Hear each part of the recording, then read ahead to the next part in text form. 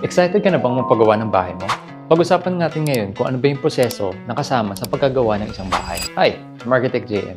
Ang proseso ng pagkagawa ng bahay, nagsisimula yan sa isang architect. Ang architect ang nagde-define ng spaces na nasa loob ng bahay nyo, ano yung mga restrictions, meaning yung height restrictions, yung setback requirements, at yung zoning na pwedeng itayo sa lote nyo. Pagkatapos ng schematic design phase at sigurado na kayo dun sa design na napili nyo, tsaka pa lang pumapasok yung mga engineers natin. Ang engineers natin sa typical na bahay ay normally structural, electrical, and plumbing. Meron pang mga ibang engineers, pero itong tatlo ang pinakamadalas na ginagamit sa paggawa ng isang bahay. Pagkatapos i-design ng mga engineers yung bahay natin, tsaka pa lang tayong pwedeng magpabid.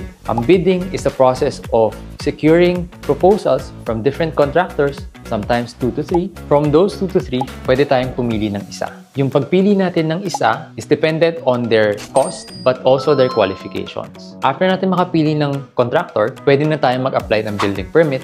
At pag lumabas yung approval ng building permit natin, tsaka pa lang tayo pwede mag-construct. Understanding the flow is important for you to be able to control the process and plan your cost accordingly. For more insights on architecture and construction, please follow our page, Architect JM De Jesus.